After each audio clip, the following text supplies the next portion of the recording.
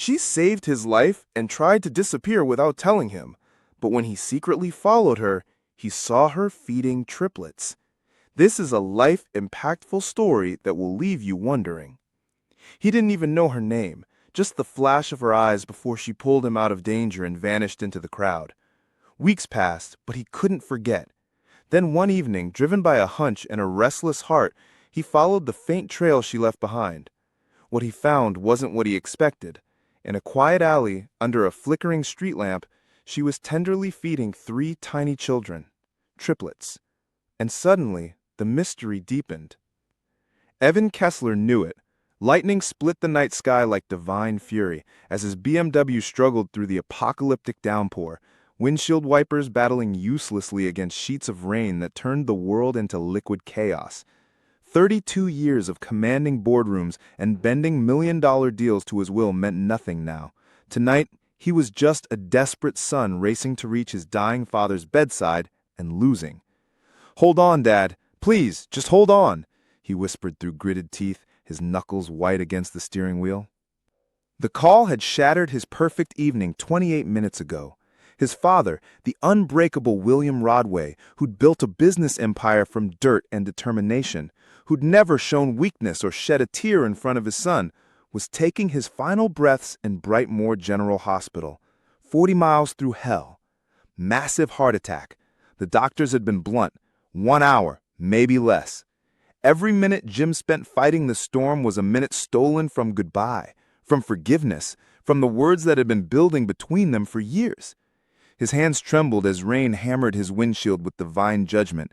He'd spent a lifetime building walls between them, choosing profits over presents, deals over dinners with the old man. Now those walls were crumbling like sandcastles, and all he had left were regrets racing through his mind like accusations. The speedometer climbed past 90 on the flooded highway, reckless, suicidal. He didn't care. His phone lit up again, another call from the hospital. Jim's heart seized. Was it over? Had he lost his last chance to tell his father he loved him, to beg forgiveness for choosing money over the man who'd given him everything? He reached for the phone with shaking fingers, his eyes leaving the road for one fatal heartbeat. The deer materialized in his headlights like a ghost. Time shattered into fragments. The world became spinning metal, exploding glass, and the sickening symphony of his BMW careening off the highway and tumbling down the rain-soaked embankment. Jim's last coherent thought before darkness swallowed him was his father's disappointed face, and how he'd failed him one final, unforgivable time. 23 minutes later, Naima L. Smith fought her way through the storm, each step a battle against wind that seemed determined to drive her to her knees. Her threadbare jacket offered no protection against the deluge, and her worn sneakers squelched through puddles that had become treacherous streams. She'd been working late at the medical center, completing her final nursing certification requirements when the last bus broke down. Now she had to walk the 5 miles home through this hellish storm.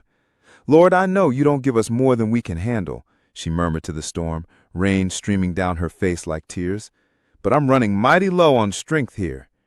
At 26, Naima had buried more dreams than most people dared to have. College was a fantasy she'd abandoned when her mother died, leaving her to care for her ailing grandmother. Love was a luxury she couldn't afford when every dollar went to medicine and rent. But despite the poverty, the loneliness, the constant struggle, her heart remained unbroken. Her faith burned steady as a lighthouse in the storm. The flash of twisted metal caught her eye as lightning illuminated the roadside carnage. Down the muddy hillside, a luxury car lay crumpled against an ancient oak tree, steam rising from its destroyed engine like the breath of something dying. Someone was trapped inside. Without hesitation, Naima scrambled down the treacherous slope, falling twice and scraping her knees raw. The storm had turned the hillside into a mudslide, but she clawed her way toward the wreckage. Her nursing training from the community college and current certification program flooding back to memory. "Hello, can you hear me?" she called out, pressing her face against the spiderweb driver's window. Inside, a man lay unconscious, blood streaming from a vicious gash across his forehead. He was devastatingly handsome, strong jawline, olive skin, thick, dark hair, now matted crimson with blood. But what struck her beyond his beauty was the peaceful expression on his face, almost angelic despite the violence that had brought him here. The car groaned ominously, and Naima realized the mass of oak was the only thing preventing it from rolling further into the ravine. She had to get him out. Now the driver's door was crushed beyond hope, but the passenger side had popped open from impact. Naima crawled inside, her heart hammering as she assessed his condition. Blood was pooling beneath him, internal bleeding, possibly punctured organs. She'd seen enough trauma in her medical training to recognize death's approaching footsteps. "Listen to me, handsome," she whispered fiercely, gently cradling his face. "You are not dying on my watch tonight. You hear me? Not when I have breath in my body."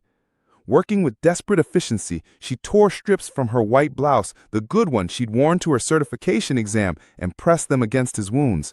The bleeding was worse than she had feared. She needed to apply pressure, but moving him could prove fatal.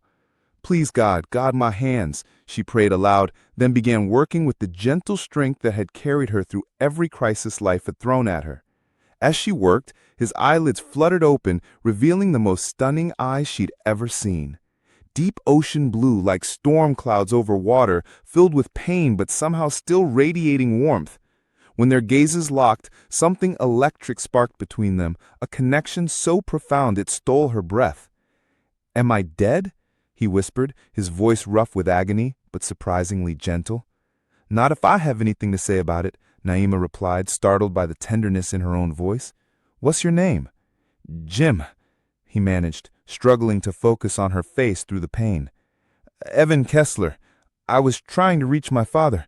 "Shh, don't waste energy talking. Save your strength." She continued applying pressure to his wounds, monitoring his breathing for signs of shock. "I'm Naima Torrance, and I'm going to take very good care of you." Jim's eyes fixed on hers with startling intensity. Even through his pain, she could see something stirring in those blue depths. Surprise, gratitude, and something deeper than neither of them had words for yet. "You're beautiful," he whispered, reaching up to touch her cheek with blood-stained fingers like an angel sent from heaven.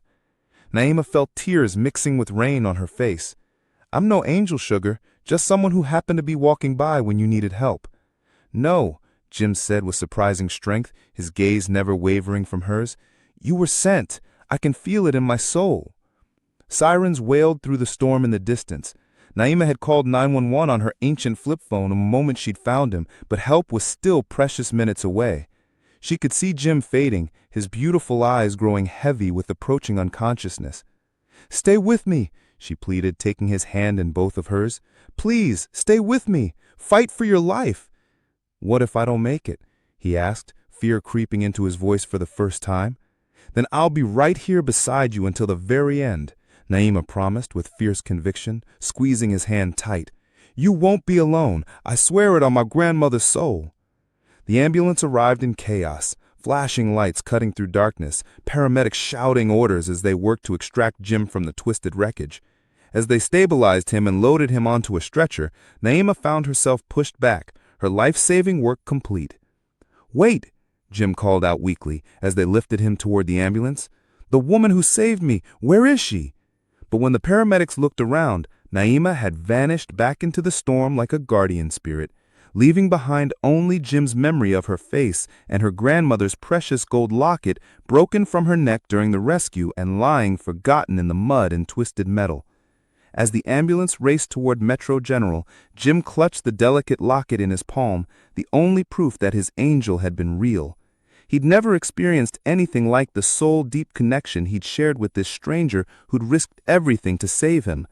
Even through his pain and fear, one thought burned bright and clear. He would find her again, no matter what it took. Death had been winning the race tonight, but Naima L. Smith had changed the rules entirely. Now, Jim had a reason to live, a reason to fight for his life, a reason to become the man worthy of the angel who'd crawled into hell to pull him back to life.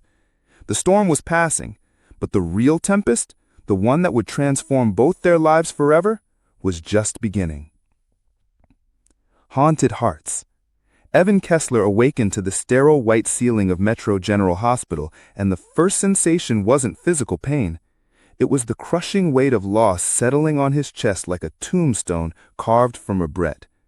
3 days had passed since the accident. 3 days of drifting between consciousness and darkness while his broken body fought to heal. But his soul felt shattered beyond any surgeon's skill to repair.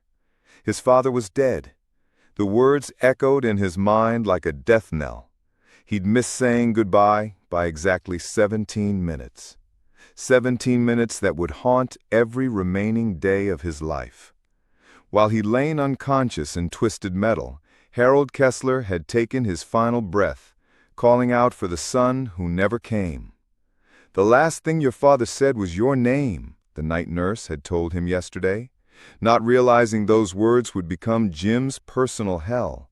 He kept asking for you, kept saying he had to wait for Jimmy to come home. Now, staring at the acoustic tiles above his hospital bed, with his ribs wrapped tight and his left arm imprisoned in a cast, Jim felt like he was drowning in an ocean of might-have-beens. The business empire his father had built, the billions in assets, the respect and fear their family name commanded, none of it mattered anymore. What mattered was that he'd spent years choosing profit margins over presence, and now it was eternally too late for redemption. The only thing keeping him from completely surrendering to despair was the memory of her, his angel, his salvation, the woman with gentle hands and fierce determination, who'd crawled into a death trap to save his worthless life. Naima Torrance. Even her name was poetry, rolling off his tongue like a prayer whispered in cathedral silence. He'd spoken it so many times, the nurses thought he was suffering from brain trauma. Jim reached into his nightstand drawer and retrieved the delicate gold locket, running his thumb over its intricate engravings. It was clearly an antique, worn smoothed by decades of being treasured. Inside was a faded photograph of an elderly black woman with kind eyes and the same gentle smile he remembered from that storm last night. Her grandmother, without doubt. "Where are you, Naima?" he whispered to the empty room that smelled of disinfectant and broken dreams. "I need to find you. I need to thank you for giving me a reason to live." But it was more than gratitude driving his obsession. In those moments when their eyes had met in the wreckage, something profound had occurred, a recognition deeper than attraction, stronger than desire. It was as if his soul had finally found its missing piece, scattered across the chaos of twisted metal and falling rain. Dr. Reeves entered the room with his usual concerned expression, chart in hand. "How we feeling today, Jim?" "Like I've lost everything that ever mattered," Jim replied with brutal honesty, his voice raw from disuse. "Your injuries are healing remarkably well. The broken ribs will take another few weeks, but you're young and strong. Physically, you'll make a complete recovery. And emotionally—" Jim clutched the locket tighter. "My father's dead because I couldn't reach him in time. The woman who saved my life has vanished like she never existed. How do you recover from that kind of devastation?" Dr. Reeves settled into the visitor's chair, his professional demeanor softening. "Grief isn't a wound you heal, Jim. It's a burden you learn to carry. But you can choose how you honor your father's memory moving forward." "I want to find her," Jim said with sudden fierce determination. "The woman who saved me. I have to find her and thank her properly. The police couldn't locate her? She didn't leave any contact information with the paramedics or emergency responders? Then I'll hire investigators. I'll search every hospital, every clinic, every nursing program in the entire state if necessary." Jim's voice grew stronger with each word. "She's out there somewhere, and I'm going to find her, if it takes the rest of my life." 8 miles away, in a cramped studio apartment above Kamara's Cleaners, Naima L. Smith was waging her own war against grief and crushing guilt. Her grandmother, the woman who'd raised her with nothing but unconditional love and endless sacrifice, had passed away 1 week after the storm. Her weak heart finally giving out after months of declining health. The timing felt cruel, losing her grandmother so soon after that life-changing night in the storm. "I'm so sorry, Grandmama," she whispered to the oppressive silence, clutching the faded photograph that was all she had left of the locket her grandmother had given her on her 16th birthday. "I lost your necklace, the one your own mother gave you, the one you wore every single day. I failed you when you needed me most." The funeral had been yesterday, a simple graveside service attended by a handful of elderly neighbors and Pastor Green from their tiny Baptist church. Naima had worn her only black dress, the one with the carefully hidden hole near the shoulder that she tried to conceal with strategic safety pins. She'd stood alone beside the cheap casket, watching them lower the woman who'd been her mother, father, and best friend into the unforgiving ground. Now she sat in the suffocating silence of an apartment that felt cavernous without her grandmother's warm presence. The medical bills had devoured everything, their meager savings, the little jewelry her grandmother had treasured, even the small television that had been their only entertainment. All that remained were memories and the crushing weight of solitude. But through her grief, one memory kept surfacing like a lifeline thrown to a drowning woman. The man in the wreckage, Jim, with his ocean blue eyes and the way he'd looked at her like she was something precious instead of someone worthless. And those terrifying moments when she thought he might die in her arms, she'd felt a connection so powerful it had taken her breath away. "You were sent," he'd said, with such conviction, and despite everything, Naima found herself believing it. Maybe she had been sent, not just to save his life, but to discover that she was capable of being someone's salvation, that even someone like her, with nothing to offer but determination and love, could make a difference in this cruel world. The knock at her door startled her from her thoughts. Naima wiped her eyes and opened it to find Mrs. Kamara from downstairs holding a steaming plate covered with aluminum foil. "Chicken and rice," the elderly woman said, in her careful English, her weathered face kind with concern. "You too skinny, need eat more." "Thank you, Mrs. Kamara," Naima managed, accepting the warm plate. "That's incredibly kind of you. You good girl, take care of grandmother like Angel. Now you take care of yourself, okay? No more crying alone." As Mrs. Kamara shuffled back downstairs, Naima felt fresh tears threatening. Kindness from near strangers seemed to completely undo her these days. She found herself thinking about Jim again. Had he survived his injuries? Had he made it to his father's bedside in time? The not knowing was eating at her soul like acid. She'd considered going to the hospital to check on him, but what would she say? How could she prove she was the woman who saved him? She had no identification, no way to verify herself. And besides, what business did a poor girl like her have visiting a man who'd clearly been wealthy, judging by his expensive car and designer clothes? Their worlds existed in different universes. The storm had brought them together for one miraculous moment, but dawn had revealed the harsh truth. She was nobody special, just a woman who was walking by when fate intervened. But late at night, when sleep eluded her, and the apartment felt like a tomb, Naima found herself touching her bare neck where the locket should have rested, and remembering the way Jim had whispered her name like it was something sacred, like she was someone worth knowing, worth remembering, worth finding again. "Almeida, L. Smith," she whispered to herself, trying to hear it the way he had. For just that moment in the storm, she'd felt like she could be someone's angel instead of somebody's burden.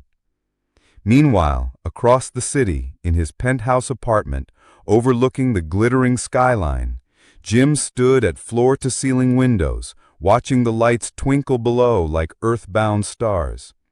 He'd been released from the hospital that morning, but his luxurious home felt like a mausoleum filled with the ghost of his father's expectations. Every surface held reminders of William Broadway, the antique chess set they'd played on when Jim was young, framed photographs from business trips they'd taken together, contracts they'd signed side by side, building their empire. The silence was deafening.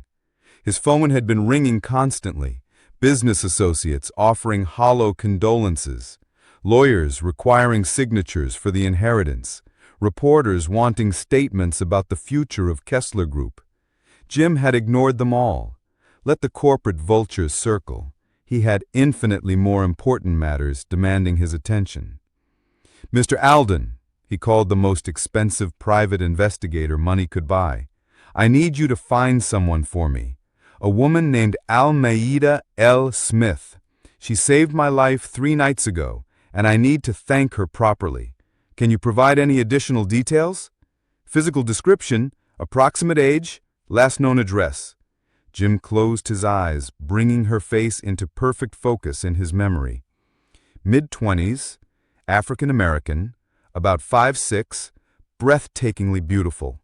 She was walking through the storm near Highway 287 around midnight. She has medical training, knew exactly what to do when she found me bleeding out. That's not much information to work with, Mr. Rodway. Then you'd better start working harder, Jim said with quiet intensity. I don't care what it costs or how long it takes.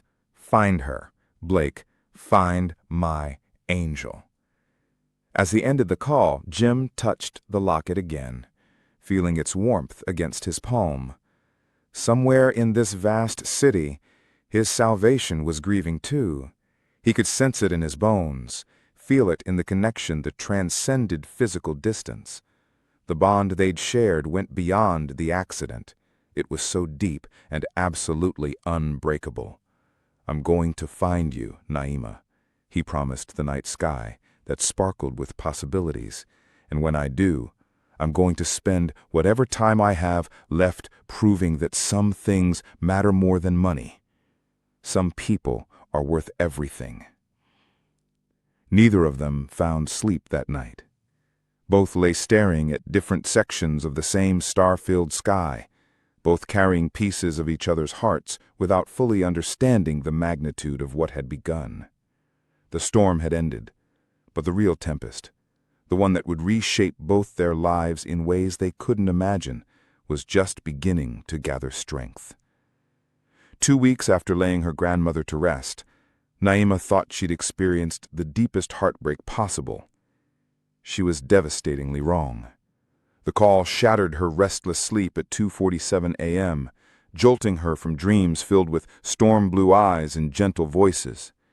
Tasha's name flashed on her cracked phone screen, and Naima's heart lifted for the first time since the funeral. Her best friend always seemed to know exactly when she needed to hear a familiar voice. "Girl, thank the Lord you're calling," Naima whispered, sitting up in her narrow bed. "I've been drowning over here." "And is this Naima Smith?" The voice was male, official, and heavy with the careful sympathy that always preceded life-destroying news. Naima's blood turned to ice water in her veins. "Yes? Who is this? Where's Tasha?" "This is Sergeant Martinez with Metro Police. Ma'am, I'm deeply sorry to inform you that Tasha Washington was killed in a motor vehicle collision tonight. She was struck by a drunk driver on Martin Luther King Boulevard at approximately 1:15 a.m. The words hit Naima like physical blows, each syllable shattering another piece of her already fractured heart. "No," she gasped, her voice barely a whisper. "No, that can't be right. She was supposed to visit me tomorrow. We had plans." "Ma'am, I understand this is devastating news. Ms. Washington had your contact listed as her emergency contact. There's something else we need to discuss urgently. She had 3 children with her. Triplets, 15 months old. They survived the crash thanks to their car seats and are currently at Brightmoor General Hospital. Child Services needs to know if there's family who can take custody." The world tilted sideways beneath Naima. Tasha's babies, Lyric, Nova, and Malik. 3 perfect innocent angels who were now orphans because some drunk bastard couldn't be bothered to call a taxi. At 15 months, they were just beginning to walk and talk, just starting to become little people with personalities. Their father? she asked, though she already knew the painful answer. No father listed on any birth certificates. Miss Washington was a single mother with no known relatives. Are you aware of anyone who might be able to care for the children? I'll be right there, Naima interrupted, her voice growing stronger despite the tears streaming down her face. Don't let anyone else take them. I'm coming now. She threw on clothes and ran through empty streets, her heart pounding with equal measures of grief and desperate purpose. Tasha had been infinitely more than her best friend. She'd been her sister in every way that mattered, her confidant, the one person who'd never judged her for being poor or uneducated or struggling. They'd grown up together in the foster care system, two throwaway kids who'd found family in each other when the world offered nothing but disappointment. And Tasha's babies. Naima had been present at their births, had held each tiny perfect body in her arms and sworn to love them forever. Lyric, with her café au lait skin and impossibly serious dark eyes. Nova with her copper ringlets and infectious giggle that could light up the darkest room. Malik with his warm caramel complexion and surprisingly strong grip that had wrapped around Naima's finger and claimed her heart instantly. Metro General was a maze of harsh fluorescent corridors and antiseptic smells that reminded her too painfully of her grandmother's final days. She found the NICU and pressed her face against the viewing window, her heart shattering completely at what she saw. The 3 cribs stood in a neat row, each containing a confused, crying baby. Lyric kept reaching through the bars as if desperately searching for her mother's familiar touch. Nova's usual radiant smile had vanished, replaced by the bewildered tears of an infant who didn't understand why everything felt wrong. Malik was making soft, whimpering sounds that Tasha used to say meant he was frightened and needed comfort. Naima, a social worker, approached, a tired-looking woman with kind but weary eyes and a clipboard full of bureaucratic heartbreak. I'm Sandra Phillips. I'm terribly sorry for your loss. I want them, Naima said without preamble, never taking her eyes from the babies. Tasha's children. I want to take them home with me. Sandra sighed with practiced patience. I understand the emotional impulse to help, but caring for 3 infants simultaneously is an enormous responsibility. Are you married? Do you have family support, stable employment, and adequate housing? How long do I have? Naima asked, watching Lyric continue to reach desperately through the crib bars. 72 hours to demonstrate you can provide adequate care. If not, they'll be placed in foster care, quite possibly separated into different homes.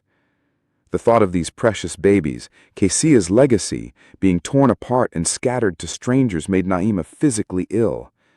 Keisia had grown up in foster care, bounced from house to house like an unwanted burden. She'd sworn her children would never experience that particular form of heartbreak. I'll make it work, Naima said with unshakable conviction. Whatever it takes, I'll make it work. The next 2 weeks blurred together in a haze of desperate determination. Naima had already been looking at a larger apartment, and she used her nursing program connections to secure both a weekend position at a local clinic and expanded hours at her current cleaning job.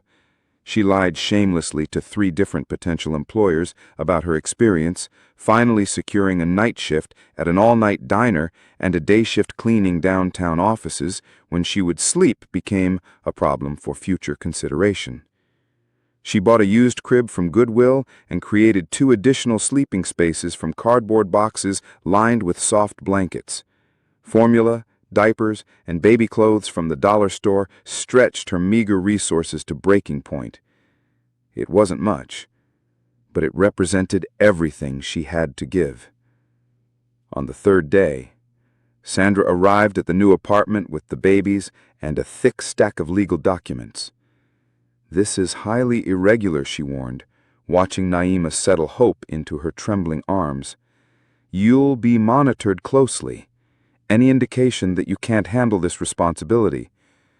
I can handle anything for these children, Naima said firmly, feeling Nova curl trustingly against her chest, while Malik wrapped his tiny fingers around hers. They're mine now. They're my babies, and I'm their mama. After Sandra departed, Naima sank onto the floor of her nearly empty apartment with all 3 babies surrounding her, finally allowing herself to release the grief she'd been holding back. Not quiet, dignified tears, but raw, wrenching sobs that came from the deepest chambers of her soul. "I'm sorry, Tasha," she whispered through her tears. "I'm sorry I couldn't save you the way I saved that stranger in the storm. I'm sorry your babies will grow up poor like we did, but I swear on my grandmother's grave they'll never doubt they're loved. They'll never feel abandoned or alone. I promise you that with my life." Lyric gazed up at her with those infantile eyes filled with something that could be despair or hope. Impossibly serious dark eyes, as if she understood every word. Nova reached for Naima's face with tiny, curious fingers, and Malik made the soft cooing sound that meant he felt safe and protected. "Lyric, Faith, Malik," Naima said softly, testing their names on her tongue like a sacred prayer. "You're mine now, and I'm yours. I'm going to love you so fiercely that it'll make up for everything this cruel world tries to take from you." The first night was chaos incarnate. The babies cried, and managing with those 3 little ones. "We're doing just fine, Miss Blevins. Thank you for asking." "It must be incredibly difficult, especially without—" She paused meaningfully, glancing at the children. "Well, without proper male support. Have you considered that there are assistance programs for women in your particular situation?" The condescension dripping from her voice made Naima's jaw clench, but she forced a polite smile. "What situation would that be, ma'am?" Miss Blevins flustered, realizing she'd ventured into territory she couldn't navigate gracefully. "Well, I simply meant 3 children as overwhelming for anyone to handle alone." "I'm never alone," Naima said quietly, gathering hope into her arms as the little girl began to fuss, sensing adult tension. "I have everything I need right here with me." As they exited the store, Lyric looked up with those wise, perceptive eyes. "That church lady was being mean to you, wasn't she, Mama?" Naima's heart fractured a little more. Sometimes grown-ups say thoughtless things without considering how they affect other people. But that's not your concern, precious girl. Your only job is being happy, healthy, and loved. "I am loved," Lyric declared with the absolute certainty of a child who'd never questioned it. "You love us bigger than the whole entire universe." Walking home through their neighborhood, a collection of run-down apartments, barred windows, and shattered dreams, Naima reflected on how dramatically their lives had changed since that storm-filled night. Sometimes, in quiet pre-dawn moments, when she allowed herself to think about Evan Kessler, she wondered what had become of him. Had he recovered completely from his injuries? Had he found peace with his father's death?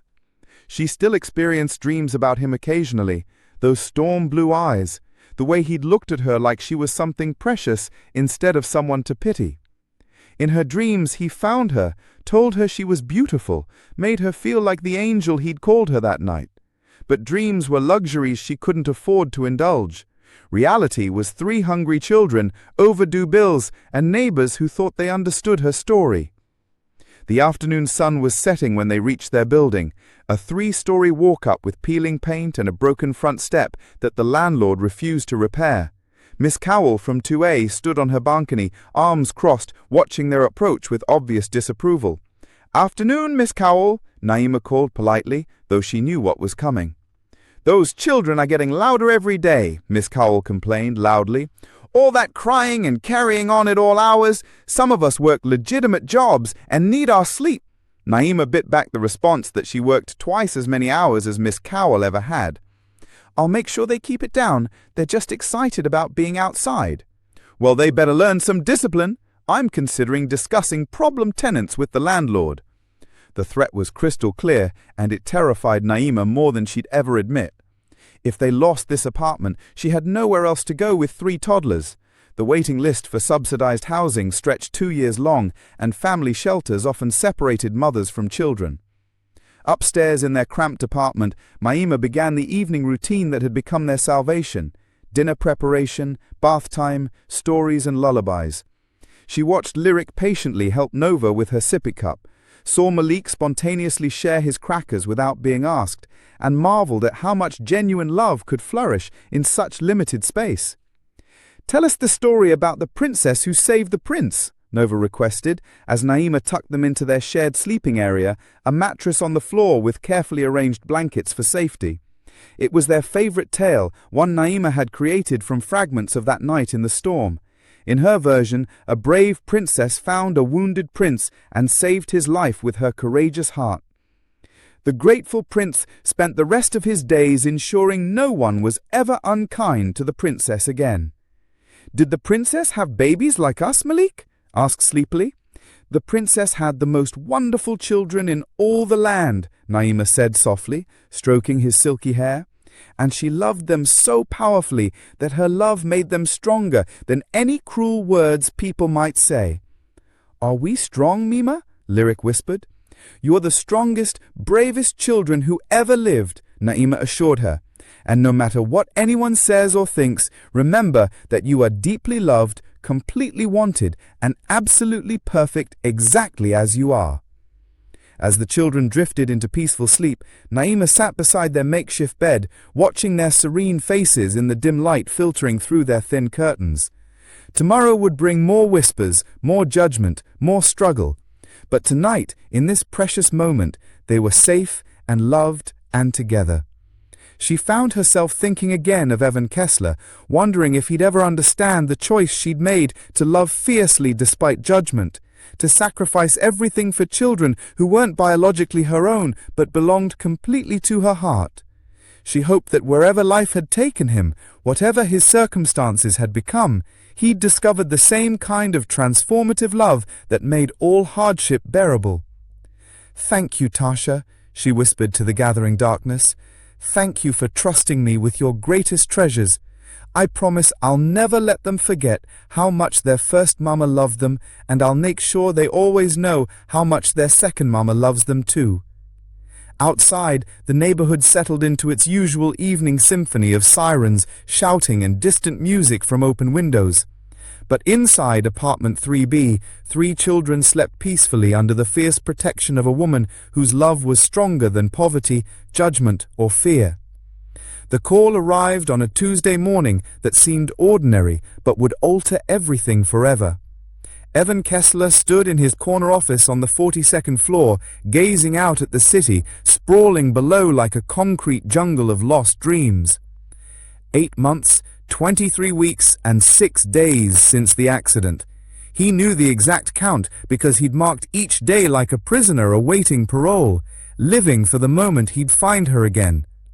"Mr. Kessler," his assistant's voice crackled through the intercom, "Mr. Alden is here to see you." Thomas Alden, the private investigator who'd been searching for Naima, entered with an expression Jim had learned to read like storm clouds. Today, something fundamental was different. Today, Alden carried the look of a man who'd been sitting on important news. "You found her 6 months ago," Jim said, not bothering with questions. He could feel it in his bones, the same way he'd sensed her presence that night in the storm. "I found her 6 months ago," Blake confirmed, placing a manila folder on Jim's mahogany desk with ceremonial gravity. "But Jim, I wanted to understand her situation completely before we approached, and you needed time to process your father's death. Her circumstances are far more complicated than we imagined." Jim's heart hammered against his ribs as he opened the folder with trembling hands. The first image stole his breath, a photograph taken with a telephoto lens showing Naima walking down a deteriorating street, pushing a stroller containing 3 small children. From a distance, even after 2 agonizing years, she remained breathtakingly beautiful. Her face had matured, showing the weariness that came from carrying impossible burdens on slender shoulders, but her eyes still held that gentle strength that had saved his life. 3 children, Blake said quietly, watching Jim's reaction carefully. Triplets, approximately 2.5 years old. Jim stared at the photograph, his mind reeling with implications. 3 children born around the time of their fateful meeting. The mathematical possibilities hit him like a physical blow, and for a moment breathing became impossible. Are they... He couldn't complete the devastating question. I don't believe they're yours, and my investigation confirmed they're not, Blake said carefully. They're the children of her deceased best friend, Tasha Washington. Birth certificates, hospital records, everything checks. But the neighborhood doesn't know this, and there's significantly more to this story, Jim. She's living in an extremely rough neighborhood, barely surviving from what I can observe, and the local residents, they're incredibly cruel to her. Jim's hands trembled as he examined more photographs. Naima at a grocery store, counting coins with heartbreaking precision. Naima leaving a building at dawn, clearly heading to work while the children slept. Naima on a park bench, sharing a single sandwich among all four of them, while other mothers whispered and pointed with undisguised contempt. What do you mean cruel? His voice dropped to a dangerous whisper. Blake shifted uncomfortably in his chair. There's vicious gossip throughout the neighborhood, rumors about how she ended up with 3 children. Most of it's absolutely brutal, Jim. They believe she's a prostitute, that the children have different fathers, that she doesn't know their identities. I've heard some of the things people say when they think no one's listening, and it's devastating. Rage, pure and incandescent, coursed through Jim's veins like molten steel. The woman who'd crawled into his life like an angel, saving him from the wreckage of his Land Rover, was now suffering daily by the judgment of those who knew nothing about her sacrifice. Twisted wreckage to save his life, who'd risked everything for a complete stranger, was being treated like garbage by people unworthy to breathe her air. "Where is she?" he demanded, already reaching for his coat with deadly purpose. "Jim, wait. You need to consider this carefully. You don't know the complete story. Maybe those children are hers. Maybe the rumors contain some truth." "The rumors are lies," Jim said with absolute, unshakable certainty. "I know her soul. I looked into her eyes for 10 life-changing minutes, and I know exactly who she is. She's incapable of the things they're suggesting. How can you be so completely certain?" Jim touched the locket in his pocket. He'd carried it every single day for 2 years, a talisman of hope and unwavering memory. "Because she saved my life, expecting nothing in return. Because she vanished rather than try to profit from her good deed. Because when I was dying, she held my hand and promised I wouldn't face death alone. That's not the behavior of someone who sells herself. That's the behavior of an angel walking among us." Blake sighed, recognizing the futile task of changing Jim's iron determination. "She lives at 412 Maple Street, apartment 3B. Jim, I must ask, what exactly are you planning to do?" "What I should have done 2 years ago," Jim replied, heading for the door with renewed purpose. "I'm going to find my angel and ensure no one ever hurts her again." The drive to Cypress Lane took Jim through sections of the city he'd never seen. Despite living here his entire privileged life, his Mercedes looked absurdly out of place among broken-down vehicles and vacant lots, drawing suspicious stares from people lounging on stoops and gathering around street corners. By the time he reached Naima's building, he understood completely why Blake had seemed so concerned. This wasn't merely poverty. This was desperation made manifest, the kind of place where hope came to die slowly, and dreams were luxuries no one could afford. The thought of Naima living here, raising 3 children in this environment, made him physically nauseated. He remained in his car for nearly an hour, watching the building, gathering courage to climb those stairs. What would he say? How did you approach someone after 2 years and explain that you'd never stopped thinking about them, never stopped loving them? Despite sharing less than 10 minutes of conversation, movement in a second-floor window captured his attention. A small face pressed against glass, a little girl with copper curls waving enthusiastically at something below. Then another face appeared, more serious, with dark eyes that reminded him powerfully of Naima. A boy joined them, and all 3 children pressed their faces to the window, pointing and giggling at something in the street. Jim's heart constricted painfully. They were beautiful children, clearly loved and well cared for despite their harsh circumstances. But even from this distance, he could see how thin they appeared, how their clothes hung loose on small frames. A door slammed somewhere, and the children disappeared from the window. Moments later, Naima emerged from the building, and Jim's breath caught completely in his throat. She was even more beautiful than his treasured memories had painted her. But there was a fragility now that hadn't existed before. She walked like someone carrying invisible weight, shoulders squared defiantly against the world's judgment. She was heading toward the corner market, he realized, and on impulse, Jim exited his car and followed at a respectful distance. He needed to understand her daily life, comprehend what she was facing before disrupting it with his presence. Inside the small market, he observed from behind a display of canned goods as Naima carefully selected items, checking prices twice, returning things she couldn't afford. The store clerk, a middle-aged man with suspicious, calculating eyes, watched her every movement like she might shoplift. "You got money for all that?" the clerk asked rudely as she approached the counter. "Yes, sir," Naima replied quietly, pulling out a handful of crumpled bills and counting them with painstaking care. "I don't know how someone like you affords anything with 3 kids and no visible means of support, unless you're making money the way I heard you do." The ugly insult hung in the air like toxic smoke. Jim saw Almeida's hands shake slightly, saw her chin lift with proud defiance despite the hurt in her eyes, and felt his own hands clench into fists. "That'll be $23.47, the clerk said, making no effort to hide his disdain. Almeida counted her money again, and Jim witnessed her face fall in defeat. She was short, perhaps $3 or $4, but it might as well have been $300 for the despair that crossed her features. "I'll put the milk back," she said quietly, reaching for the gallon.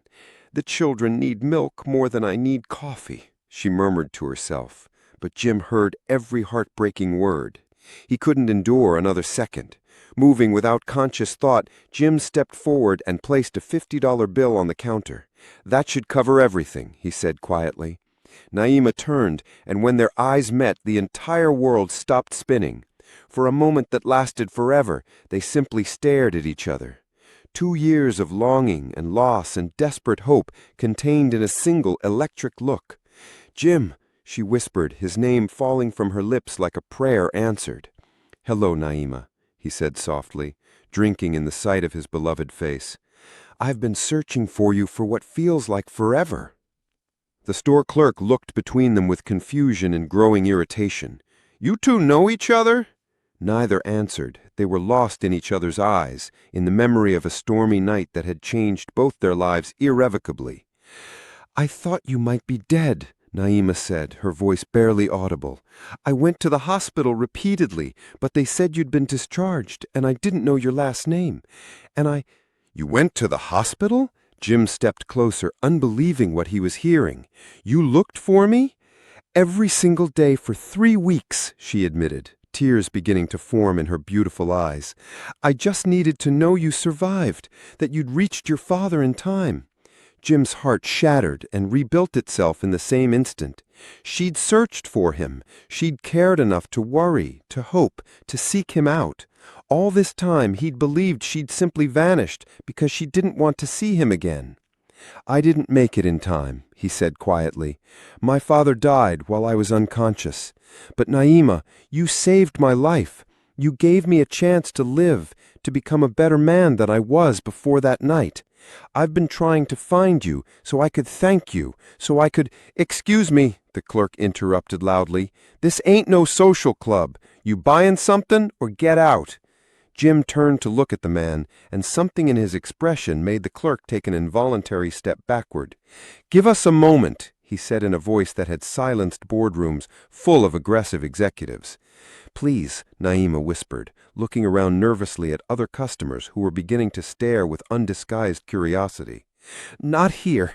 If you truly want to talk, meet me at Horizon Park tomorrow at noon. But Jim, I'm warning you. When you hear my story, when you understand what I'm facing—" "People think about me. You're going to wish you'd never found me." "There's nothing you could tell me that would make me regret finding you," Jim said with absolute conviction. "Nothing in this world or the next." Naima gathered her groceries with shaking hands, then looked at him one final time with eyes full of pain and hope and desperate love. "Tomorrow at noon," she said quietly. "And Jim, thank you for the milk. The children, they really need it." She departed without another word, and Jim stood in the dingy market feeling like he'd just been struck by lightning. She was alive. She was here. And tomorrow he would finally learn the truth about the woman who'd haunted his dreams for 2 endless years. As he walked back to his car, Jim noticed the stares, the whispers, the way people looked at him with suspicion and curiosity. If this was what Naima faced every day, simply for being poor, he could only imagine what she endured because of the vicious rumors about her children. Tomorrow, he decided with iron determination, would change everything. Tomorrow he would begin the process of ensuring his angel never had to face the world's cruelty alone again. Naima arrived at Horizon Park 30 minutes early. Her nerves stretched tighter than violin strings. She'd barely slept the previous night, torn between desperate hope and paralyzing terror. Terror that maybe somehow Evan Kessler could be the miracle she'd never dared pray for. Terror that once he learned the truth about her life, he'd look at her with the same disgust that had become her daily bread. She sat on a weathered bench near the playground, watching children from wealthier neighborhoods play on equipment she could never afford to bring hope, faith, and Malik to. Their clothes were pristine and new, their laughter carefree in a way that made her heart ache. Her phone buzzed, Ms. Ramirez confirming she could watch the children for an extra hour. Naina had fabricated a story about a job interview, not wanting to explain about Jim. How could she make sense of something she didn't understand herself? "You came." The voice behind her was soft, reverent, and Naima turned to see Jim approaching with careful steps. He looked different in casual clothes, dark jeans and a simple blue sweater that made his eyes even striking. But he still radiated confidence that came from a life where doors opened and problems dissolved with money. "I wasn't entirely certain you would," she admitted, gesturing for him to sit beside her. "I would have waited here all day, if necessary," Jim said, settling carefully beside her while leaving respectful space. "All week, all year, however long it took." The sincerity in his voice made her chest constrict painfully. "Why, Jim? Why were you searching for me? You don't owe me anything." "I simply did what any decent person would have done." "That's where you're absolutely wrong," he said quietly, pulling her grandmother's locket from his pocket and extending it toward her. "Not everyone would have risked their life for a complete stranger. Not everyone would have stayed with me, comforted me, ensured I wasn't alone. You gave me more than just my life that night, Naima. You gave me hope when I had none left." She accepted the locket with trembling fingers, feeling the familiar weight against her palm. For 8 months she'd mourned its loss almost as deeply as her grandmother's death. Now having it returned felt like reclaiming a piece of her soul. "I can't accept whatever debt you think you owe me. Jim, I'm not the person you think I am." "Then tell me who you are," he said gently, his voice carrying infinite patience. "Tell me about your life, about the children. Help me understand the truth." Naima gazed out at the playground, gathering courage. "Those children, it's complicated," she said quietly, testing the waters. "Their situation isn't what people assume." She felt Jim's attention intensify, felt him leaning slightly closer without invading her space. "I'd like to understand, if you're willing to share." "People in my neighborhood, they don't know the truth. They think I'm a prostitute. They believe I had 3 babies with different men and don't even know who the fathers are. They think I'm trash walking the earth." The words hung between them like an open wound. Naima couldn't bring herself to look at Jim's face, couldn't bear to witness the moment when understanding dawned and his opinion shifted. "And you allow them to think that," Jim said slowly, his voice filled with something that sounded like awe. "To protect someone's memory." Naima's head snapped up in shock. There was no judgment in his expression, no disgust or disappointment, only a kind of profound respect that made her feel simultaneously exposed and cherished. Their mother was my best friend, Tasha. She died in a car accident when they were 15 months old. I couldn't let people gossip about her, so I let them believe what they wanted about me. And you've sacrificed your reputation to honor your friend's memory? Jim said with absolute conviction. I observed you with them yesterday, Naima. I've never seen children who looked more loved, more secure, despite everything they're facing. They're incredible children, she said, tears threatening. Lyric is brilliant, already reading simple words. Nova has this laugh that could make angels weep with joy. And Malik has a voice like liquid honey when he sings. They deserve so much better than what I can provide. They have something money can't buy, Jim said firmly. They have a mother who loves them unconditionally. Do you have any idea how rare and precious that is? A mother who can barely keep food on the table, Naima said bitterly. A mother who has to choose between milk and her morning coffee, who can't afford to take them to the doctor when they're sick. A mother who saved a stranger's life and then sacrificed her reputation to honor her friend's memory, Jim interrupted passionately. A mother who works 3 jobs without complaint, who shares her last sandwich equally among 3 children, who sings them to sleep every night even when she's exhausted beyond measure.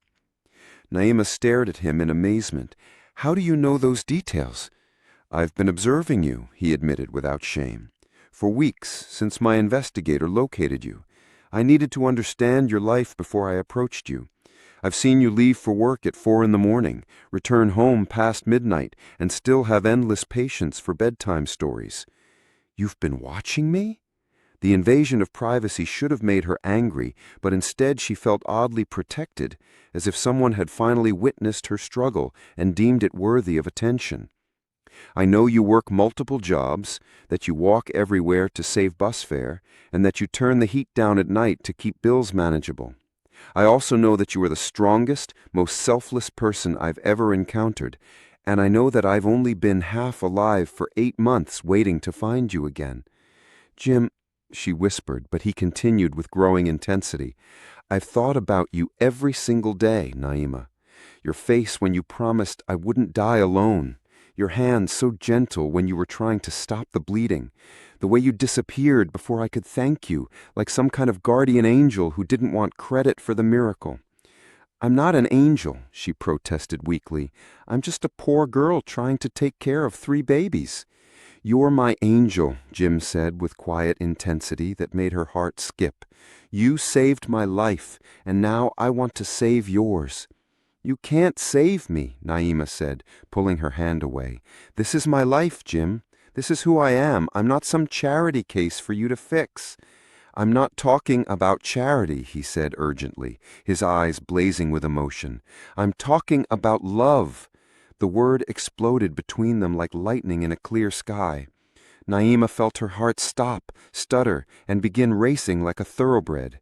You don't love me, she said desperately. You don't even truly know me. I know that you risk everything for people you care about, Jim said, his voice growing more passionate. I know that you make 3 children feel like the most precious beings on earth. And I know that when you touch someone, they feel safe for the first time in their life. Jim, please.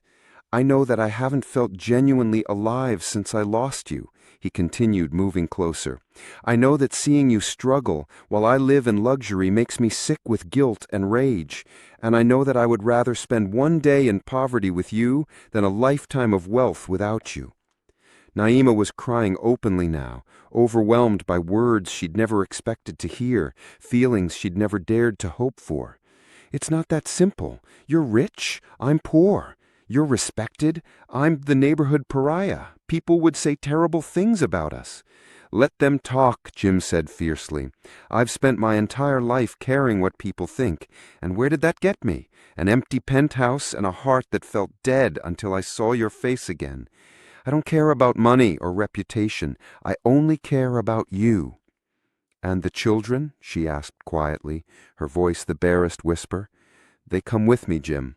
I won't abandon them for anyone. I'm counting on that, he said, smiling for the first time since they'd sat down. Lyric, Nova, and Malik, right? I want to Meet them properly. I want to be part of their lives, if you'll allow me. You want to help raise 3 children who aren't even yours? Naima asked in disbelief. I want to help love 3 children who already belong to my heart because they belong to yours, Jim corrected gently. Naima, I know this is overwhelming, but I'm asking you to take a chance on us. Let me court you properly. Let me show you that what we felt that night in the storm was real, that it's worth fighting the entire world for. Naima looked into his eyes and saw everything she'd been afraid to dream of. Love without conditions, acceptance without judgment, a future where her children could have everything she'd never been able to provide. But she also saw the impossibility of it, the vast gulf between their worlds. I need time to think, she said finally. It's a lot to process. Of course, Jim said immediately. Take all the time you need. But Naima, promise me you won't disappear again. Promise me you'll give us a chance to see what we could become together. She nodded slowly, clutching her grandmother's locket like a lifeline. I promise. But Jim, you need to understand what you're asking for. Loving me means taking on a life full of struggle and judgment and problems that money can't always solve. Then it's fortunate I'm not afraid of a challenge, he said with a smile that made her heart flutter like butterfly wings. The woman who saved my life in a storm. She's worth fighting the whole world for.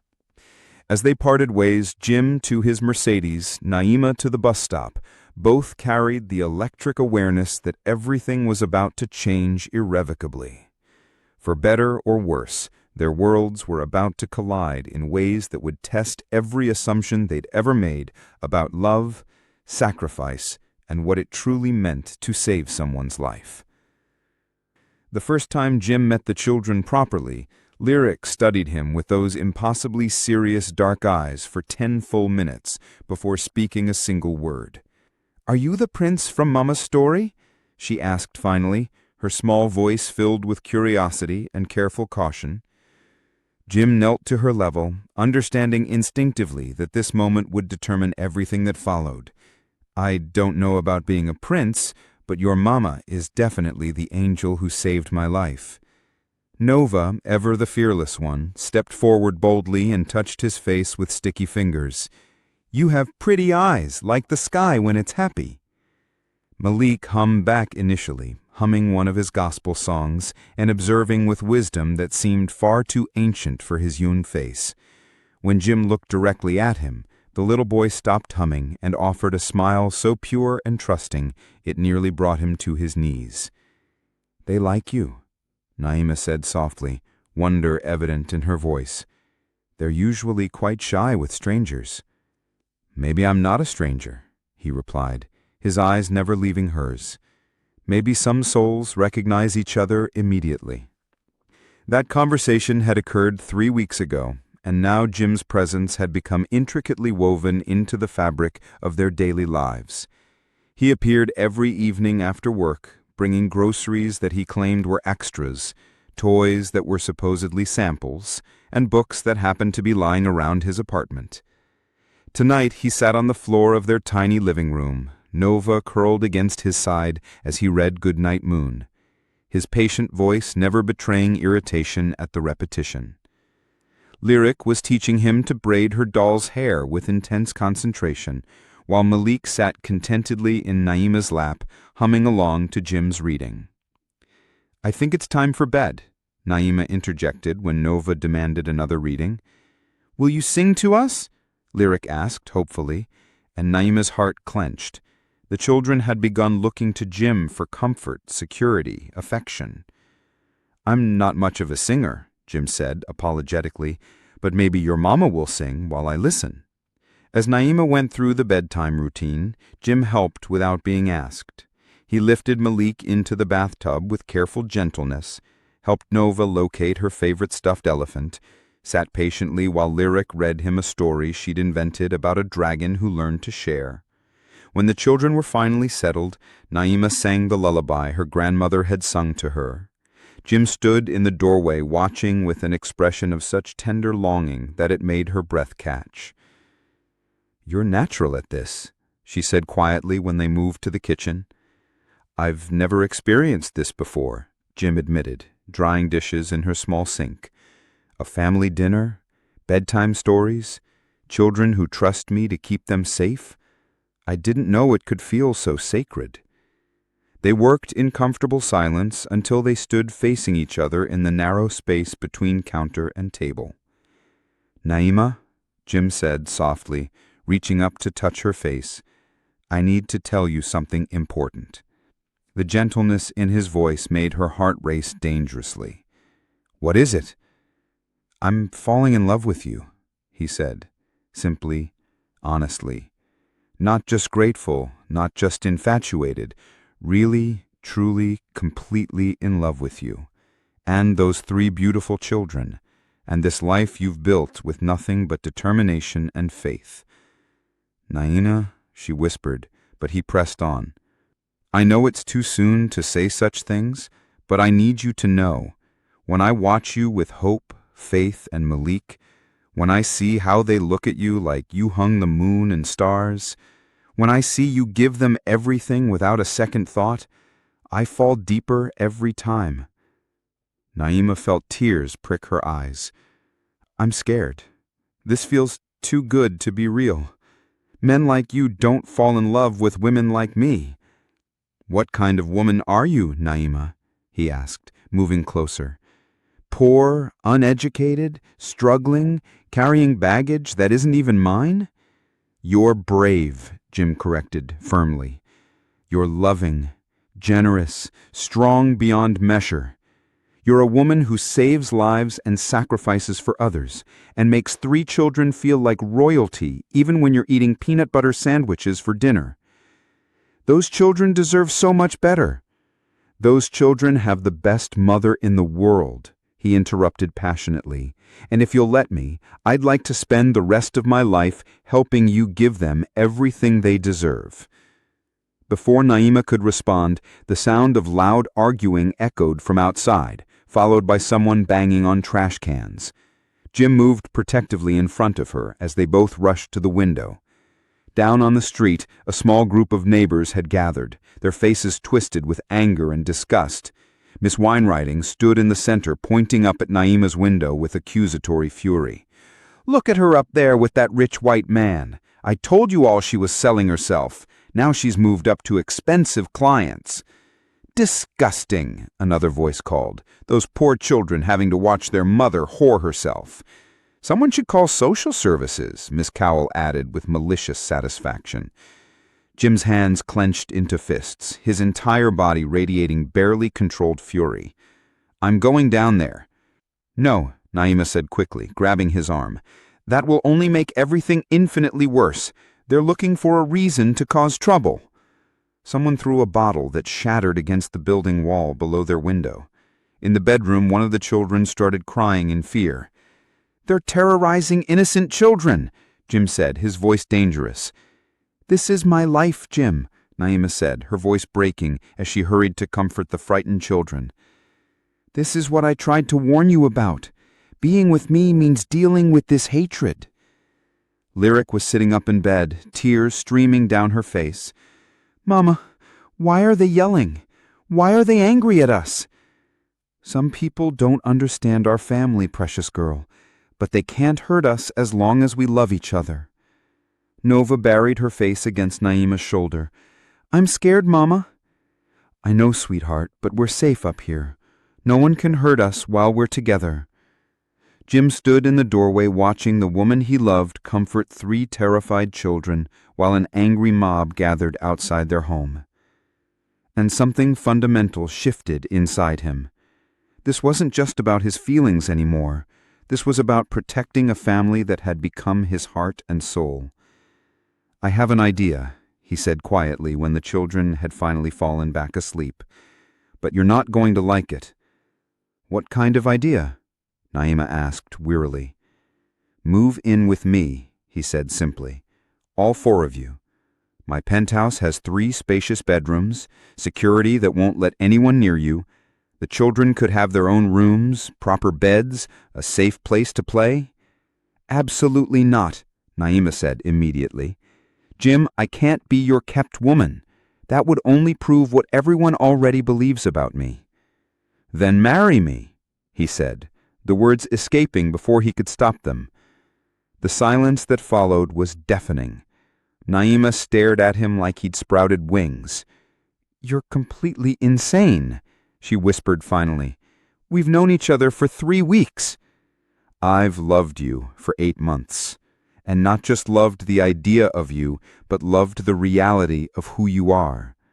I've seen you at your most vulnerable, most overwhelmed, and I've never been more certain of anything in my entire life. Marriage is more than love, Jim. It's about compatibility, about building a life Together. About choosing to love someone every day for the rest of your life, he interrupted. About putting their needs above your own. About protecting and cherishing them no matter what the world throws at you. Tell me you haven't felt that. Tell me you don't love me too. Naima closed her eyes, feeling the weight of loneliness and struggle pressing against the hope that bloomed whenever she looked at him. Of course I love you. How could I not? But Jim, loving you and building a life with you are 2 entirely different things. Are they? He asked gently. Because when I imagine my future, all I see is you and hope and faith and Malik. I see birthday parties and Christmas mornings and helping with homework and growing old with you, falling more in love with you every year. The picture he painted was so beautiful that it made her chest ache with longing. What about your business, your social life? My business runs itself. My social life was empty anyway, Jim said firmly. The only expectations that matter now are the ones I have for our family. Our family, Naima repeated softly. Our family, he confirmed. You, me, Lyric, Nova, Malik, and maybe someday a little brother or sister for them to love and protect. The image of a baby with Jim's blue eyes and her smile, surrounded by Lyric's careful attention, Nova's infectious joy, and Malik's gentle songs, was almost too perfect to bear. This is completely crazy, she said, but there was less conviction in her voice now. The best things usually are, Jim replied, moving closer. Naima, I'm not asking you to decide tonight. I'm just asking you to think about it, to consider that maybe some love stories are meant to overcome impossible odds. Outside, the crowd was finally dispersing, but the broken glass remained as a reminder of the hatred they'd face. Inside, 3 children slept peacefully, trusting that the adults who loved them would keep them safe. I need time, Naima said finally. Take all the time you need, Jim assured her. But while you're thinking, remember this. I'm not offering to rescue you. I'm asking if you'll save me one more time, because without you, without this family, I'm just a man with money and no heart to spend it on. As he prepared to leave, Jim kissed her forehead with infinite tenderness. I love you, Naima, L. Smith, he said against her skin, and I love Hope and Faith and Malik like they were my own blood. That's not going to change whether you marry me tomorrow or never. That's just who I am now. After he left, Naima sat in her tiny living room touching her grandmother's locket and thinking about the man who'd entered their lives like answered prayer. The smart thing would be to protect herself, to remember that fairy tales didn't happen to girls like her. But as she looked at the 3 sleeping children who taught her that love could transform anything, she wondered if maybe it was time to stop being smart and start being brave. The knock came at 8:17 a.m. on a Tuesday morning that had begun like any other. Naima had just finished feeding the children breakfast, oatmeal sweetened with brown sugar packets she'd saved from the restaurant, when 3 sharp official raps echoed through their tiny apartment like gunshots. Through the peephole, she saw 2 women in crisp business suits holding clipboards and wearing expressions of professional concern. Her blood turned to ice water. She'd seen those suits before, in the foster homes of her childhood, in the nightmares that still jolted her awake in cold sweats. Child Protective Services. Can I help you? She asked through the door, her voice steadier than her trembling hands. Miss Smith, I'm Patricia Williams from CPS, and this is my colleague Janet Morrison. We need to speak with you regarding your children. Naima's heart hammered against her ribs as she slowly opened the door, positioning herself to block their view of the children, who were still at the kitchen table. Lyric had gone very quiet, her serious eyes fixed on the strangers with uncanny perception.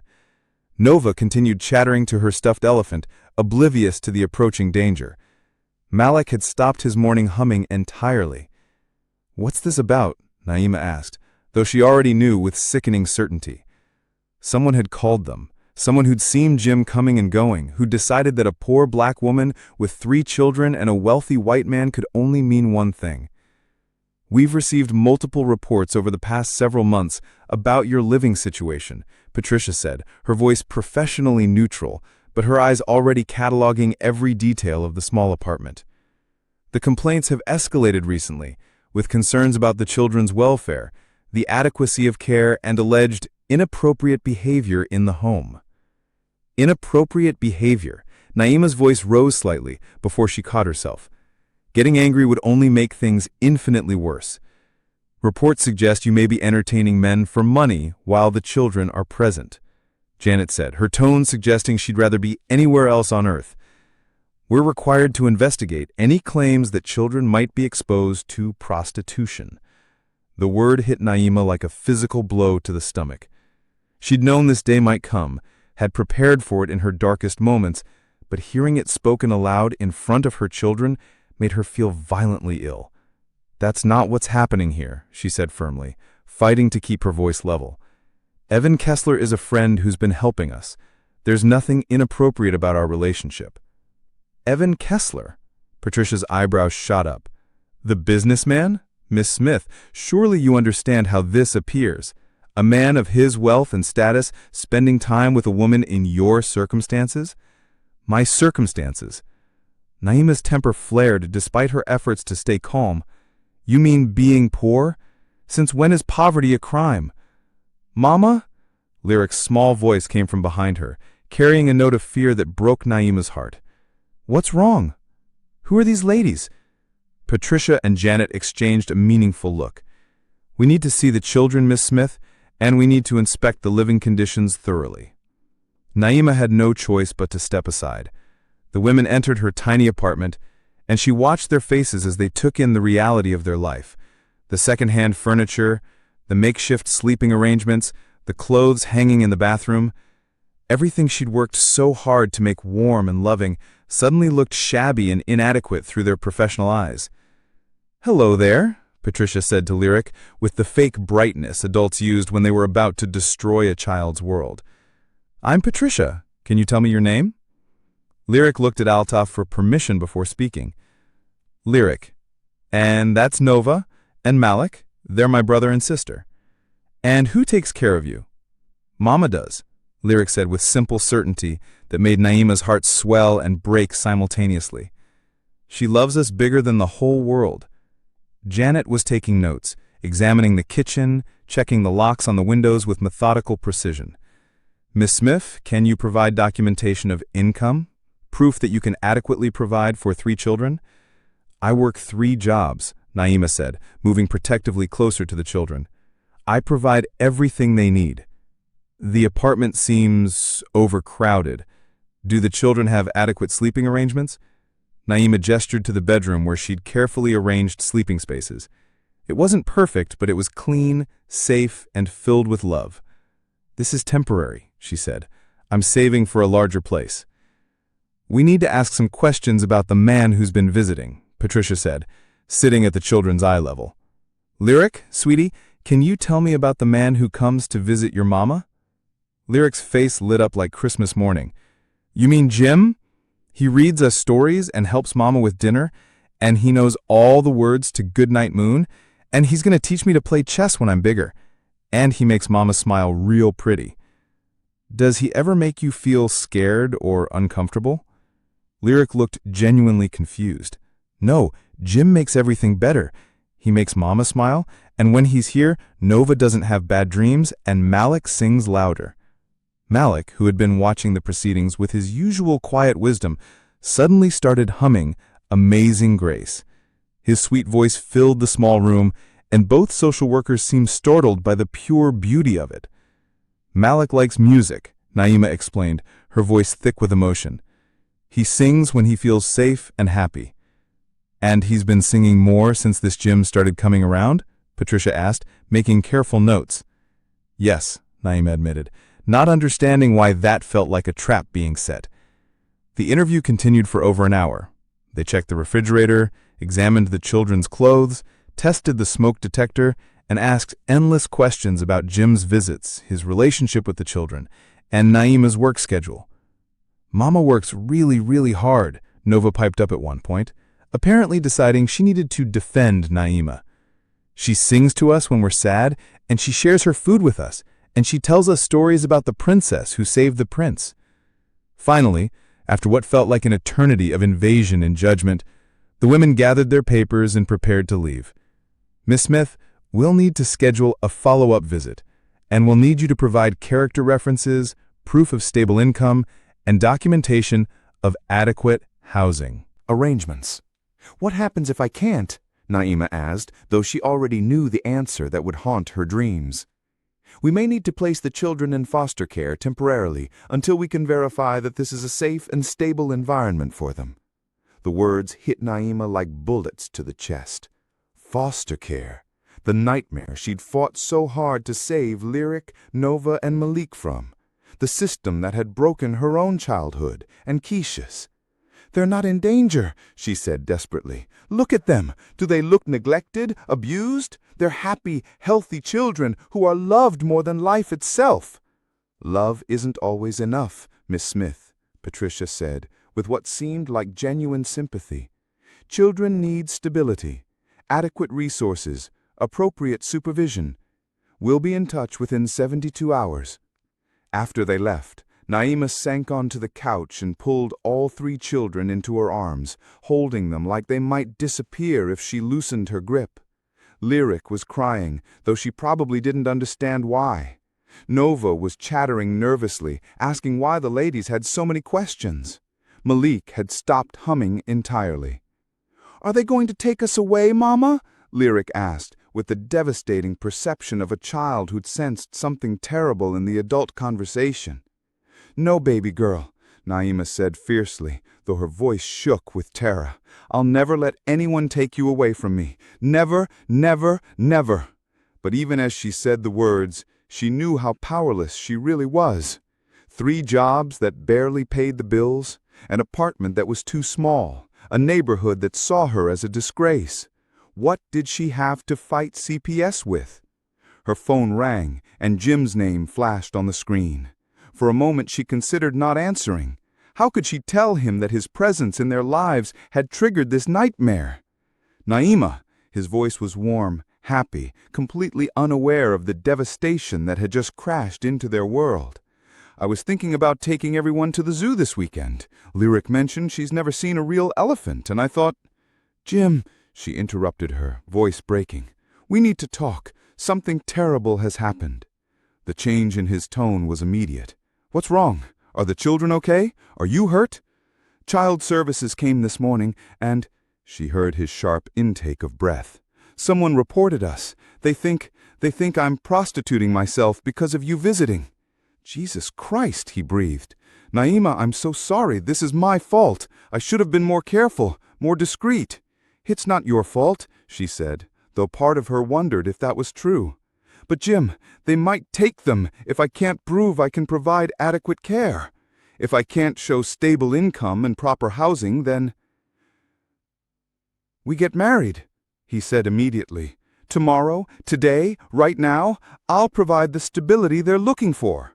"And prove their point," Naima laughed bitterly. "A poor woman marrying a rich man right after CPS gets involved? That'll look absolutely perfect." "I don't care how it looks," Jim said fiercely. "I care about protecting our family." "Your family," she corrected. "Jim, maybe you should stay away for a while, until this blows over." The silence that followed was so long she thought the call had dropped. "Are you asking me to abandon you?" he asked finally, his voice carefully controlled. "I'm asking you to think about what's best for the children." "Naima, my presence isn't the problem," Jim interrupted, Racism is the problem. Classism is the problem. A system that would rather tear apart a loving family than admit that love comes in many forms. That's the problem. But if staying away means they can stay with me... Naima, Jim said, his voice gentle but unbreakable, I'm coming over. No, she said quickly. If they're watching, if someone sees you, then let them see me, he said. Let them see a man who loves his family and won't be scared away by small-minded people who think they know what's best for children they've never met. Jim, please. I'll be there in 20 minutes, he said. And Naima, we're going to fight this together. I won't let them take our children. Our children. Even in the midst of this nightmare, those words made her heart soar and break at the same time. After he hung up, Naima held Lyric, Nova, and Malik close, breathing in their sweet scent, memorizing the weight of their small bodies against hers. In 72 hours, CPS would return with their decision. In 72 hours, she might lose the 3 people who'd given her life meaning. But until then, she would love them with everything she had. And maybe, if she was very lucky, love would be enough after all. Jim arrived at Naima's apartment to find her packing a small suitcase with trembling hands, her face streaked with tears. She'd tried desperately to hide from the children. Lyric, Nova, and Malik sat on the bed watching with the wide-eyed confusion of children who sensed their world was crumbling but didn't understand why. "What are you doing?" he asked gently, though his heart was already breaking at the obvious answer. "Getting ready," Naima said without looking up, folding the children's few clothes with mechanical precision. "If they come back and decide to take them, I want their things prepared. I want them to have something familiar, something that smells like home." "Naima, stop." Jim sat beside her on the bed, stilling her frantic hands with infinite gentleness. "They're not taking these children anywhere." "You don't know that," she whispered. "You didn't see how they looked at this place, at me, like I was already guilty of something unforgivable." "Mama, are we going somewhere?" Nova asked, her usual bright chatter subdued by the heavy tension. "Maybe, baby girl," Naima said, her voice breaking. "But wherever you go, remember that Mama loves you more than all the stars in the sky, okay?" "I don't want to go anywhere without you," Lyric said fiercely, throwing her small arms around Naima's neck. "You're our Mama. You belong with us forever and ever." Malik started humming Amazing Grace again, but this time it sounded like a prayer for comfort rather than joy. Jim watched the scene with a rage so pure it nearly consumed him. Somewhere in this city, small-minded people had made phone calls that might destroy the most beautiful family he'd ever witnessed. "I have an idea," he said quietly, "but I need to make some calls first." "Jim, whatever you're thinking, trust me," he interrupted, kissing her forehead gently. "Just trust me. Can you do that?" Naima looked into his eyes and saw determination burning like an unquenchable flame. Slowly she nodded. For the next hour, Jim made call after call from Naima's tiny kitchen, while she tried to maintain normality for the children. He spoke in low, urgent tones to lawyers, to private investigators, to contacts he didn't know he possessed. Finally, he returned, with an expression she couldn't read. "Pack a bag for yourself, too," he said. "We're going to a hotel tonight, and tomorrow we're going to have visitors. Good ones this time." Before Naima could ask what he meant, there was another knock at the door. Her heart lurched, but Jim's steady presence was reassuring. "That's someone who's going to help us."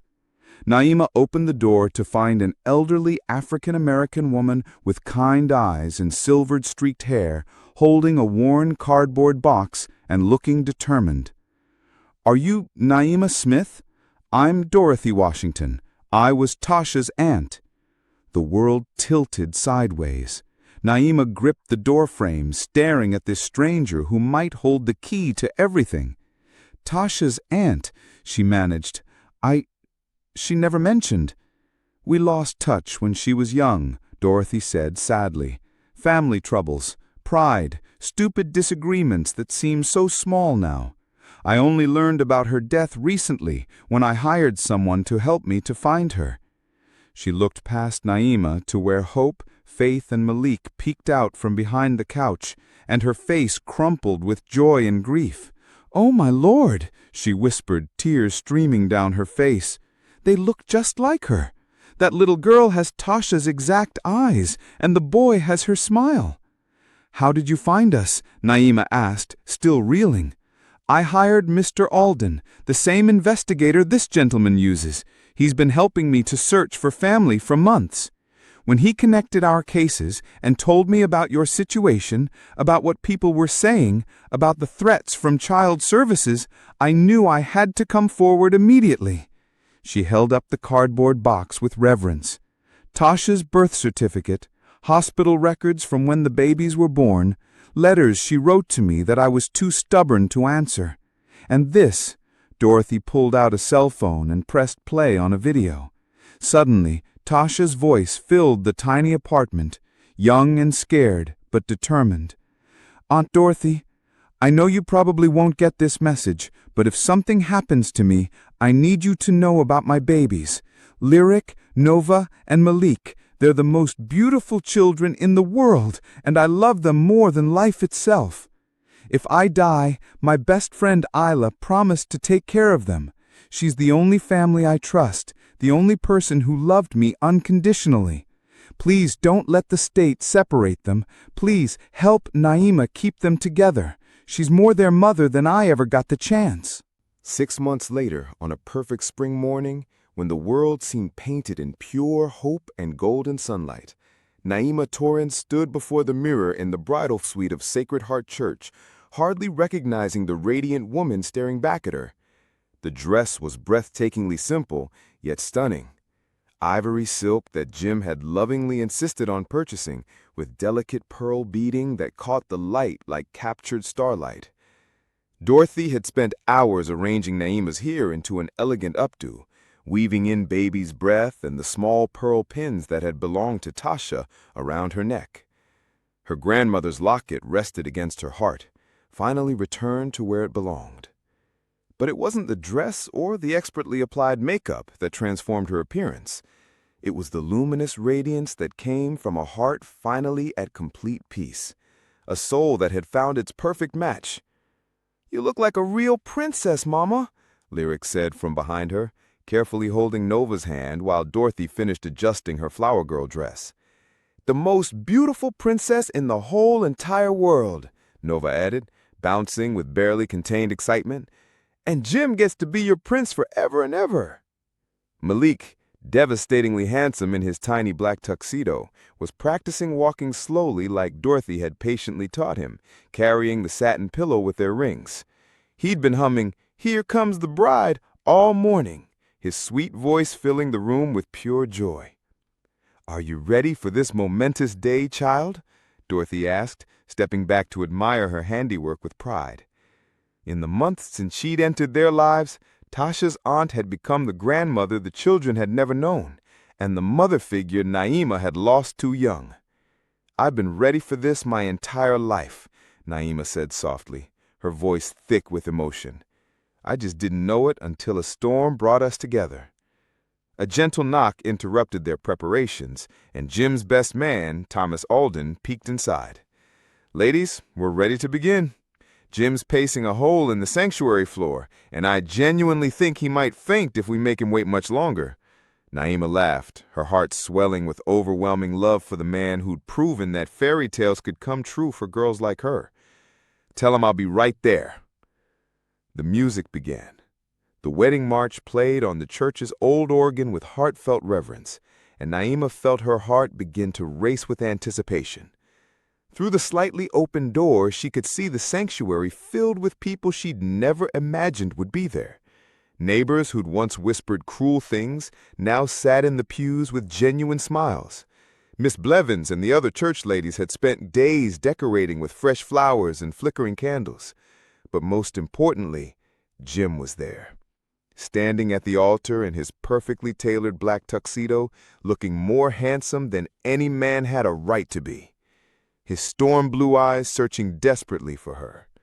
When their gazes met, He smiled, that brilliant, heart-stopping smile that had become her favorite sight in the entire world. "Ready, my precious angels?" Dorothy asked, gathering the children with loving care. Lyric walked first, scattering rose petals with serious concentration. Nova skipped beside her, giggling and waving at everyone she recognized. Malik followed with solemn dignity, carrying the rings with such careful reverence that several people in the congregation murmured appreciatively. Then it was Naima's turn. She walked down the aisle alone by deliberate choice. She'd raised herself, saved herself, and fought for her family by herself for so long. Today, she was choosing to share her life, not because she needed rescuing, but because she'd found someone worthy of her strength. Every step brought her closer to Jim, and with each one, she remembered the incredible journey that had brought them here, the storm that had nearly taken his life, but given them both a future beyond imagination. The months of searching and longing, the challenges they'd faced together, the judgment they'd overcome, and the love that had grown stronger with every obstacle. When she reached the altar, Jim took her hands in his, and she could see tears of pure joy shining in his beautiful eyes. "You came," he whispered just for her ears. "I promised I would," she whispered back, remembering another promise she'd made in a wrecked car on a stormy night. "I told you that you wouldn't be alone, and I meant it with my whole heart." Pastor Green began the ceremony with eloquent words about love conquering all obstacles, about the beauty of chosen family, about the miracle of two souls finding each other across impossible odds. But Naima barely heard his words.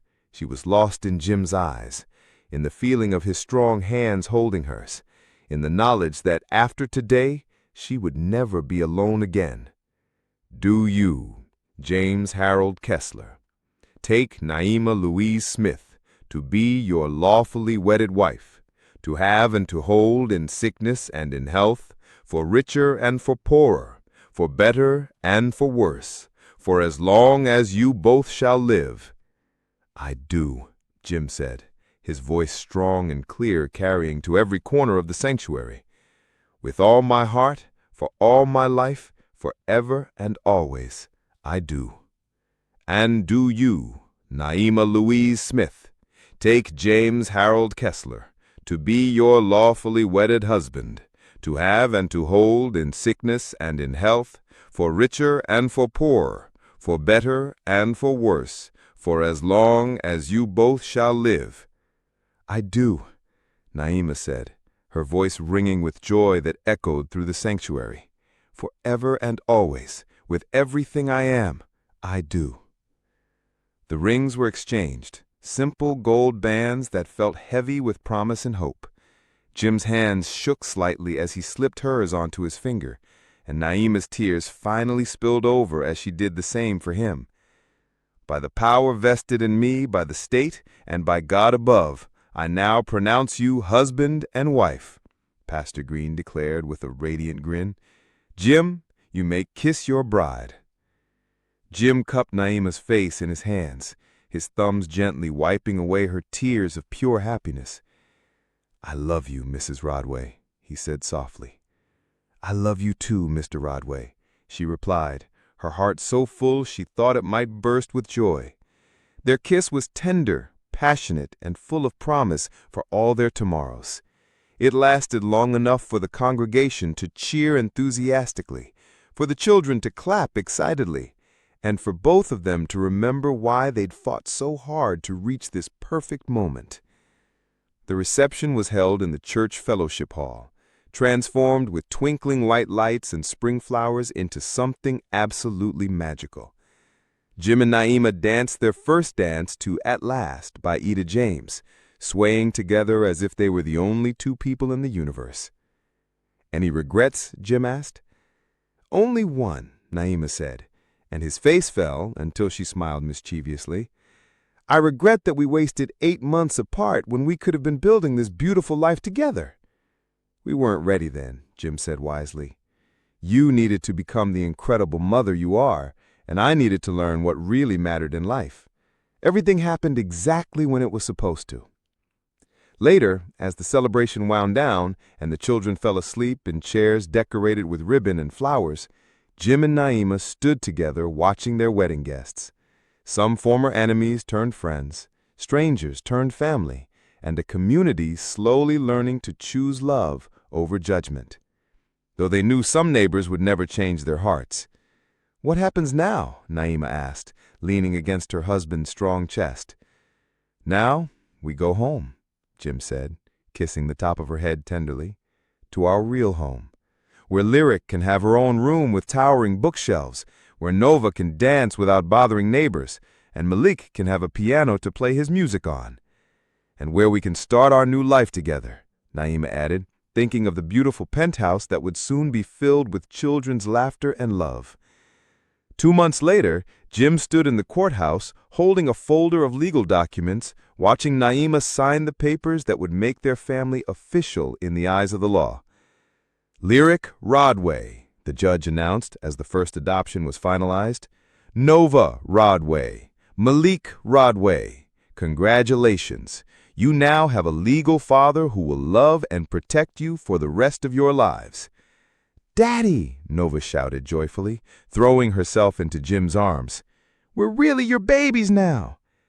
"You were always my babies," Jim said, his voice thick with emotion, as he hugged all 3 children close.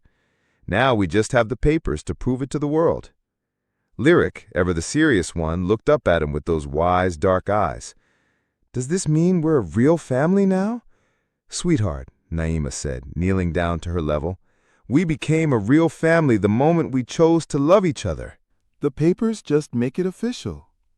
"I like official," Malik said solemnly, making everyone laugh with delight. That night, in their new home, overlooking the glittering city, Naima tucked each child into their own bed. Real beds with matching furniture and windows that looked out over lights that stretched to the horizon.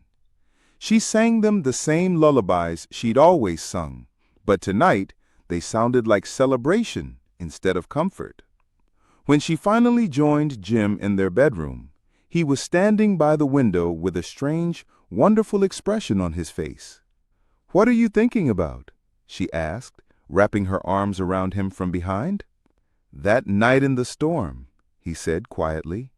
"If someone had told me then that losing control of my car would lead to this, to you, to our children, to the happiest I've ever been in my life, I never would have believed it possible."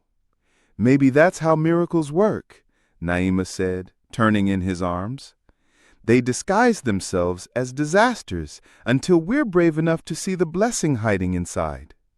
Jim kissed her then, soft and deep and full of the passion that had been building between them for months. When they finally broke apart, both breathless, he rested his forehead against hers. "I have something wonderful to tell you," Naima said, her voice trembling with excitement and nervous anticipation. "What is it, my love?" She took his hand and placed it on her still flat stomach, watching his face as understanding dawned like sunrise. "We're going to have a baby, Jim. Our baby!" The joy that transformed his expression was like watching the sun rise over paradise. He lifted her off her feet, spinning her around their bedroom while she laughed with pure happiness. "A baby," he repeated wonderingly. "Our son or daughter?" "Are you happy?" she asked, though his face already gave her the answer. "Happy doesn't begin to cover it," Jim said, setting her down gently and placing both hands protectively on her stomach. "A little brother or sister for Hope, Faith, and Malik. A baby who will grow up knowing nothing but love and security and family. A baby who will have the most amazing father in the world," Naima added, tears of joy streaming down her face. Later, as they lay in each other's arms, Jim traced gentle patterns on Naima's skin and marveled at the incredible journey that had brought them here. From a car crash in a storm to a penthouse filled with love. From strangers to soulmates, from broken to beautifully, completely whole. "Do you think they'll be happy?" Naima asked sleepily. "Lyric, Nova and Malik? About the baby? They'll be absolutely thrilled, Jim assured her. Lyric will want to teach the baby to read before they can walk.